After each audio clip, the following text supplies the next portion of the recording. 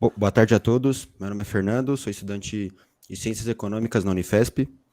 E hoje, junto aos meus colegas Gian e Guilherme, a gente vai fazer uma entrevista do projeto Banco de Dados da Democracia, da Unidade Curricular História da Democracia, da professora Esther. Bom, nossa entrevista de hoje vai ser com a Luísa. Primeiramente, obrigado, Luísa, por ter aceito o convite e por disponibilizar seu tempo para a gente discutir sobre. Então, primeiramente, Luísa, eu queria saber um pouco mais sobre você. Onde você estuda, quantos anos você tem, qual a sua atuação no meio da luta da democracia? Conta mais um pouco para a gente sobre isso. Bom, gente, obrigada pelo convite, primeiro de tudo. Bom, eu sou a Luísa, eu tenho 19 anos, eu sou estudante de Ciências Sociais, eu sou militante e dirigente do PT já faz 3 anos, mas eu falo que eu já me considero petista há mais tempo do que isso. Para falar um pouco, né, sobre minha história de militância, que já não começou há tanto tempo assim, o meu interesse pela política partidária e depois a minha entrada na militância estão diretamente ligados com a questão da crise da democracia brasileira, né? Porque a minha trajetória começou justamente em 2016, quando se consolida o golpe contra a presidenta Dilma, o que foi motivo de muita indignação assim para mim, porque além de me revoltar enquanto mulher, porque foi um golpe assim claramente misógino, me revoltou muito enquanto uma pessoa que estava se descobrindo enquanto cidadã mesmo do mundo e que tinha começado a entrar em contato com assuntos que tratavam sobre movimentos sociais e sobre a democracia em si, sobre o papel do Estado, etc. E então, a partir disso, eu acabei criando uma relação que eu carrego comigo até hoje na militância, que é: a gente só consegue garantir os direitos e a dignidade das minorias se a gente tiver democracia, e a gente só consegue ter democracia se a gente conseguir garantir os direitos e a dignidade das minorias também. E a melhor maneira que eu encontrei de fazer isso foi dentro do PT, que tanto na sua estrutura interna quanto nas suas ações, né, perante, em conjunto, a sociedade em geral, tem esse mesmo entendimento e casa essas duas questões muito bem, assim. Então, desde então, eu fiz várias coisas que eu acredito serem importantes para a luta para a democracia, sempre, né, em conjunto com os outros companheiros e as outras companheiras de partido, que foi promoção de inúmeros espaços de formação política, atuação no movimento estudantil, no movimento feminista, no movimento do Sem Terra. Em 2020, eu me candidatei a vereadora também na minha cidade, que é Lorena, fica na região do Vale do Paraíba, e porque a gente também entende, né, que a via institucional é uma questão estratégica e precisa ser ocupada também por várias pessoas que pensam no coletivo e que vão trabalhar em diminuir as desigualdades, né? Então, acho que falando na minha trajetória, assim, em resumo, é um pouquinho disso, assim. Muito legal, Luísa. Muito bacana, ainda mais saber que você foi vereadora, tão nova. Muito legal. Bom, chegou a minha vez, queria também agradecer por participar dessa conversa com a gente. E, bom, considerando o nosso cenário político, que não é dos melhores, queria saber como é que se enxerga, se tem e como ele alguma forma de autoritarismo no nosso estado, né, nossa forma de governo, nossas vidas. Não, boa. Achei muito boa essa pergunta. Eu acho que, bom, existem várias formas, né, de autoritarismo, mas eu acho que, se for sintetizar, eu acho que eu diria 3, assim, considerando o cenário atual. Eu acho que o bolsonarismo, no plano político-ideológico, é uma delas. O neoliberalismo, no plano socioeconômico, e o imperialismo, assim, num plano mais histórico. Eu acho que essas 3 formas de autoritarismo, juntas, assim, necessariamente juntas, colocam a gente onde a gente está hoje, tendo que enfrentar um país em que as nossas instituições democráticas estão longe de fazer jus ao nome, um país que aposta numa economia de mercado, ao invés de apostar na economia social, que inclusive nos anos de gestão petista provou ser muito mais proveitosa, tanto em termos de PIB, por exemplo, quanto em relação ao bem-estar da população, já que permitiu as pessoas ascenderem socialmente. É um país em que a violência e os discursos de ódio, com o passar dos anos, foi se intensificando, foi sendo cada vez maior, assim, impedindo que as minorias tivessem o mínimo de tranquilidade, assim, de viver que fosse, assim. É um país que vende suas riquezas a preço de banana e não só não enxerga, como faz questão de não enxergar seu potencial para ser uma das maiores potências do mundo e poder criar condições para que o Brasil seja um dos melhores lugares para se viver enquanto povo e outras questões, assim. Minha vez agora, Luísa. Queria, assim como o Gian e o Fernando, agradecer sua participação de verdade. E já seguindo mesmo na linha dessa parte que você falou, sobre as 3 formas de autoritarismo que você enxerga atualmente na nossa sociedade, algumas históricas, outras mais atuais. E eu queria entender, você como militante do PT, como uma pessoa que já fez parte da política e, creio eu, posso estar errado, mas que tem interesse em se manter nesse meio político, eu queria entender como você acha quais são as formas que a gente tem para enfrentar essa questão de autoritarismo e repressão, se as formas de luta contra esse autoritarismo que você enxerga atualmente. Boa. Bom, eu acho que, assim como foi no passado, eu acho que a gente tem diversas maneiras de enfrentar a repressão e as formas de autoritarismo. Eu acho, assim, de verdade, e é uma coisa que eu levo muito também para dentro da militância e que converso, assim, com vários colegas, que eu acho que é questão de cada um encontrar a maneira que lhe é mais conveniente, assim, para, enfim, para fazer isso, né? Para poder enfrentar o autoritarismo em si e realizar mesmo gradualmente a luta pela democracia, né? Eu acho que, além da política partidária, né, da militância e afins, que já falei um tanto agora, eu acho que é importante destacar, se for para falar sobre uma coisa assim dentre tantas, as artes e as culturas assim que historicamente sempre acompanharam as transformações no contexto político e, enfim, cultural mesmo do país, assim. Não só aqui no Brasil, mas em outros lugares do mundo também sempre foi assim.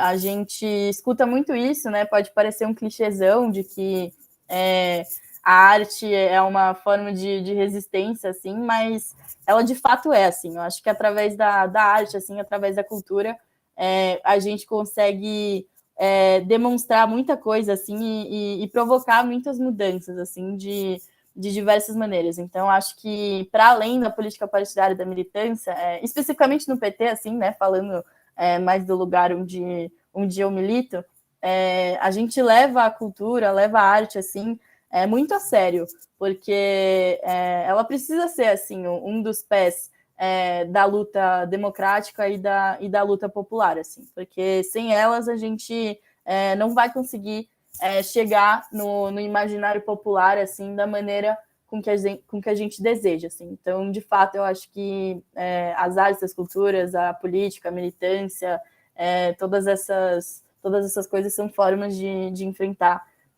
o autoritarismo e a repressão. Bom, queria perguntar para você, como você tem percebido a democracia no cenário do Brasil atual? Se você acha que ela funciona de fato e quais são os principais problemas assim que você enxerga na democracia? Boa. Então, como eu falei, eu acho que a gente tem, né, as instituições democráticas aqui nesse modelo de Estado que a gente tem hoje, mas são instituições que estão longe de serem democráticas, né? Mas eu acho que, para além disso, a questão da democracia é uma coisa muito complexa, né, em si. Eu lembro que quando eu era mais nova, assim, eu ficava muito pensando assim, pô, será que a gente vai ter uma democracia perfeita, assim, e real um dia? Porque acho que um bom exemplo disso é assim, beleza, a gente tem o voto, que é uma coisa que garante, né, que as próprias pessoas vão lá e elejam representantes e tal, uma coisa assim, o voto em si é uma coisa realmente democrática, mas tudo que influencia o voto, assim, hoje em dia, né, que a gente vê a questão das mídias, que a gente sabe que não é nem um pouco imparcial, a gente vê hoje muito forte, principalmente a questão das fake news, né, nas redes sociais, enfim. Então, assim, tudo que envolve democracia em si é muito complexo, assim. Então, acho que tem diversos problemas em muitos aspectos da sociedade, assim, que a gente pode discutir e colocar em pauta. Mas, no geral, eu diria que não, a democracia brasileira não funciona, assim, deixou de funcionar há um tempo, né? A gente costuma falar dentro do PT que o que a gente chegou mais perto de ter de uma democracia real, assim, realmente funcional, realmente representativa e que fosse realmente formulada e pensada em conjunto e pelo povo e pelas minorias foi durante os governos do PT, assim. E ainda assim, com muitas resistências, com muitos problemas, porque tudo que envolve a democracia tem a ver também com o que envolve as bases da sociedade, assim, não só o que tem a ver com o Estado e com as estruturas do Estado, assim. Então, acho que é um pouco disso. Beleza. Bom, a gente está chegando no ano de eleição. Vou começar de novo aquele papo das pessoas que as pessoas querem ouvir. E a gente sabe que tem alguns políticos que são famosos pelos discursos de ódio. Ainda mais vivendo nesse cenário que a gente teve, esses 4 anos de governo. Você acha que, para esses políticos, pode citar nome, fica à vontade, que esses políticos, para se reelegerem, eles vão continuar nessa conversa de ataque às autoridades, não só às autoridades, mas à liberdade, enfim. Ou você acha que eles vão cessar com esse papinho, vão voltar para o que as pessoas querem ouvir, assim? Uma previsão. Boa. Bom, eu acho que especificamente nas eleições de 2022, eu acho que a questão da democracia nunca teve tão em jogo, assim. Eu acho que a principal questão, de longe, assim, dessas eleições vai ser a defesa da democracia, porque, né, a última presidenta mesmo, de fato, que a gente teve foi a Dilma, né, que sofreu o golpe, aí entrou o Temer, depois foi eleito o Bolsonaro, e muito numa perspectiva justamente de ataque à democracia, né?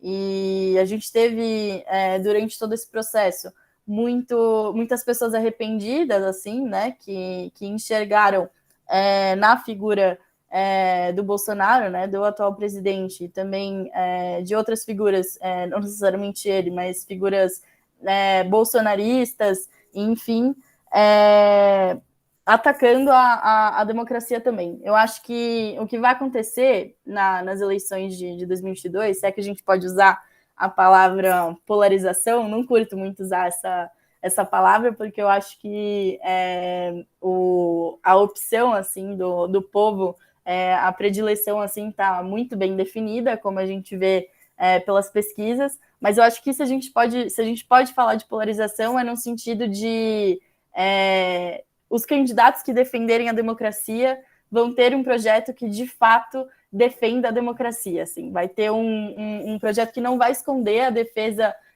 das instituições democráticas, as defesas, sobretudo, das minorias, assim, através de políticas públicas que realmente defendam os direitos dessas pessoas.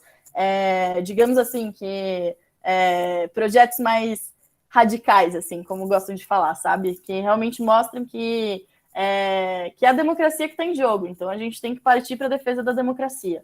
Isso do nosso lado, né? Porque do outro lado, eu acho que a gente pode perceber, quem sabe, isso, a minha previsão, a minha visão, um ataque ainda maior à democracia, assim, porque falando do Bolsonaro, ele tem aí uns 20% de bolsonaristas, assim, que a gente chama do núcleo duro do bolsonarismo, que são pessoas que são fascistas mesmo de verdade, né, e que pensam como ele, e que não abrem mão de atacar a democracia justamente porque sabem que atacar a democracia é atacar os direitos das minorias, né, e a gente sabe que é um terror para essas pessoas pensar nas minorias tendo qualquer tipo de direitos, tendo qualquer oportunidade de viver com o mínimo de dignidade e tranquilidade possível, né?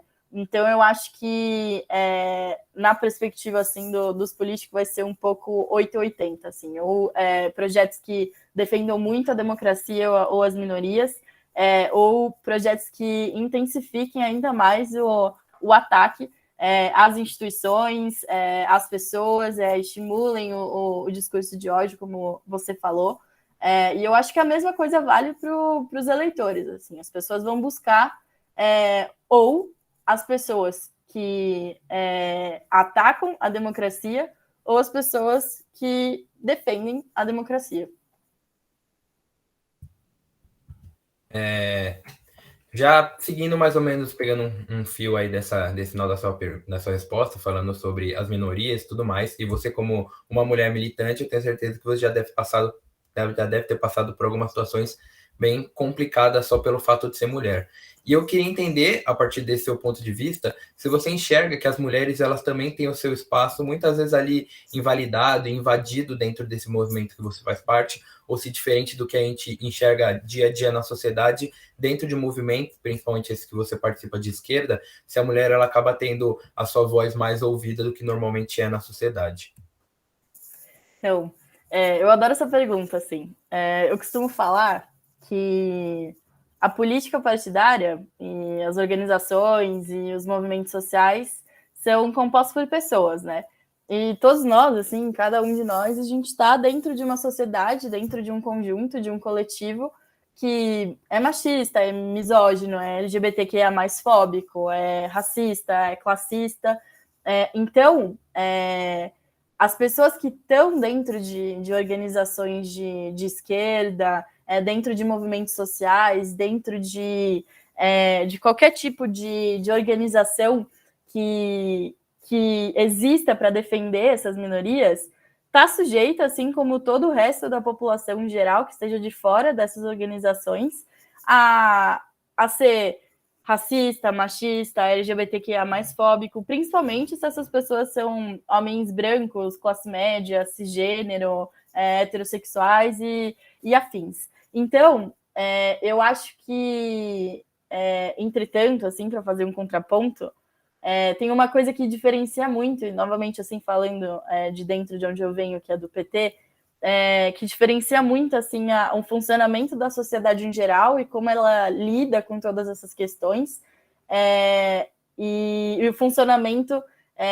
dessas organizações de esquerda, assim, principalmente o PT. A gente leva a questão da formação política muito a sério. Assim. A gente tem um entendimento de que não é porque somos pessoas de esquerda que tem um entendimento de que temos que fazer a luta popular, de que temos que defender a democracia, temos que defender a minoria, a igualdade, enfim, que a gente está livre de cometer os mesmos erros que as pessoas que a gente critica cometem também. Então, a gente está constantemente fazendo formações políticas para entender mais, assim, onde a gente erra, tanto enquanto indivíduos, quanto uns com os outros, enfim. Mas, definitivamente, então, as mulheres são muito mais ouvidas dentro de organizações de esquerda do que fora da sociedade. O que não significa que nós não estejamos fadados a cometer os mesmos erros, mas para meter bem um clichêzão assim, a diferença é que a gente está sempre preocupado e sempre fazendo esforço para fazer com que isso não aconteça mais e que esse seja, de longe, não o curso das coisas. Luísa, você falou na quarta questão, que eu contei aqui, sobre a democracia perfeita, a democracia ideal. Para você, como é que seria, assim, uma visão geral? Meu, essa é a pergunta de R$1 milhão.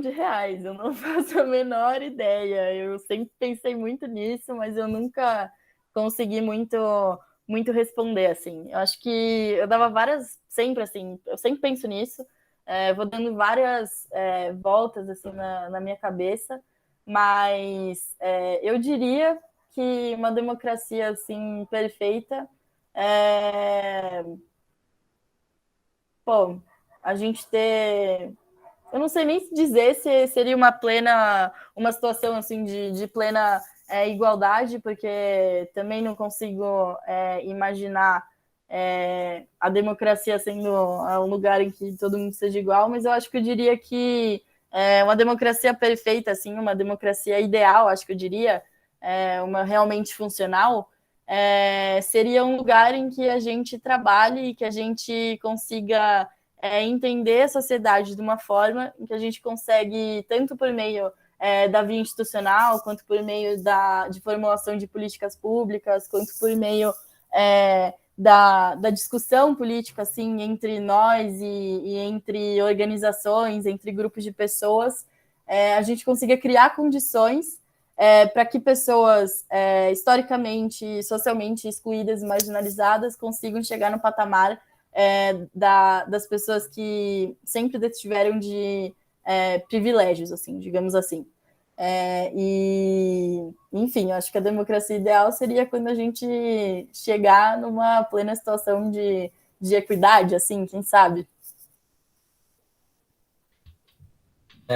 Voltando um pouco naquele assunto sobre o que você falou, sobre as mulheres e tudo mais, eu queria fazer. Foi uma pergunta que me veio agora na cabeça, mas achei interessante fazer, por você estar envolvida nesse meio político, também dessa luta, com certeza, feminista, pelos direitos das mulheres e tudo mais.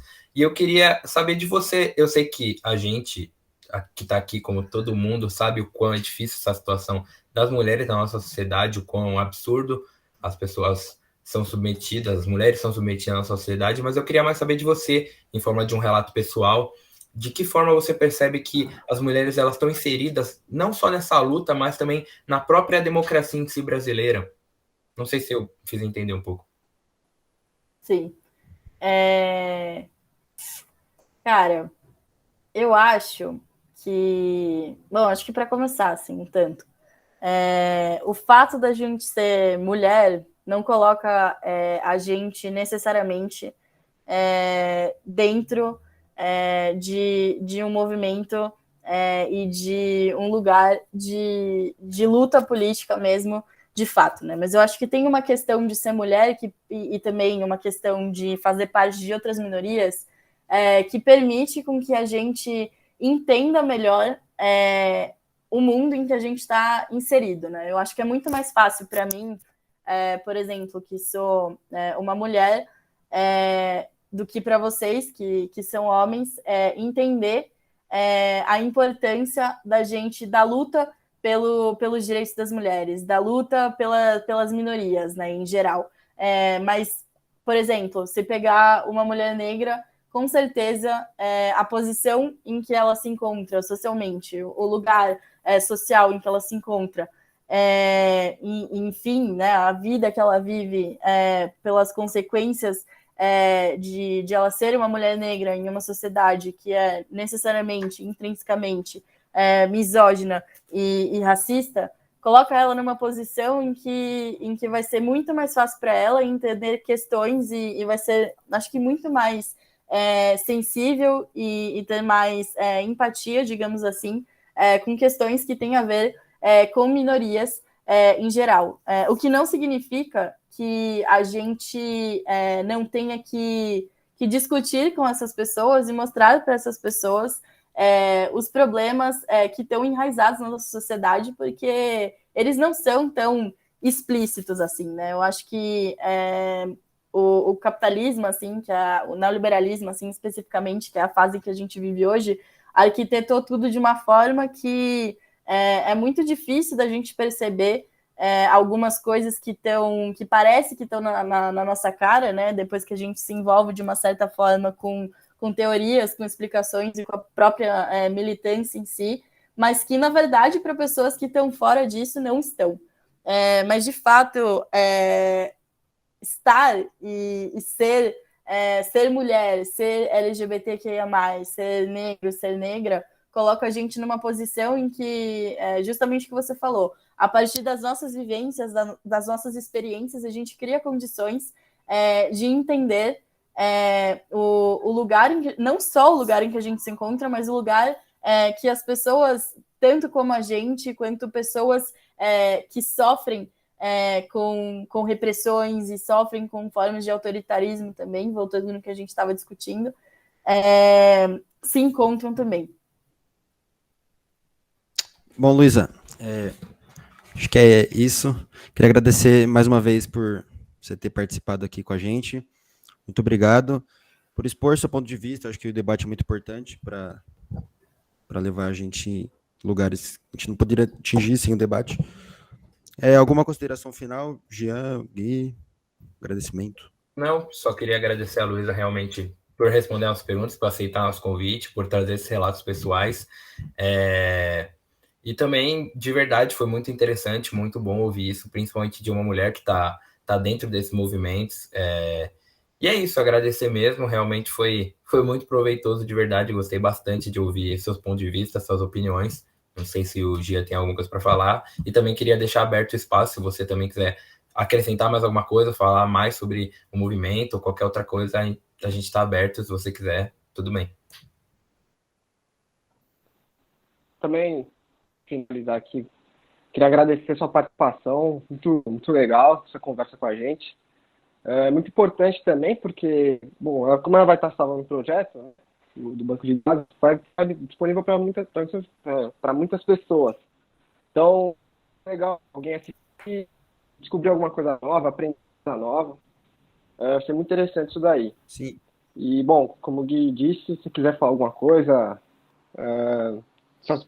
dos seus projetos, fica aberto aí para falar o que você quiser, Luísa. Gente, primeiro eu queria agradecer, assim, o convite, dizer que eu espero que eu tenha ajudado, assim, alguma coisa. E, bom, acho que de consideração final, acho que deixar um recado aí para a galera que tem eleições esse ano e que vai ser muito duro, assim, esse processo.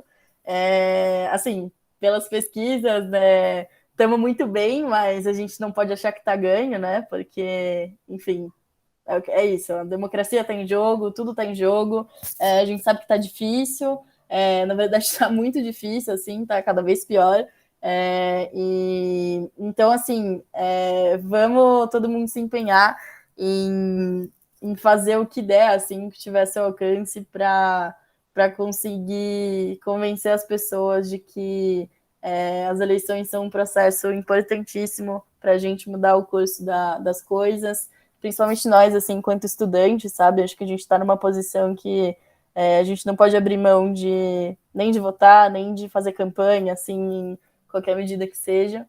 E acho que é um pouco disso. Tudo bem, então, Luísa. Agradecendo mais uma vez e vou interromper a gravação.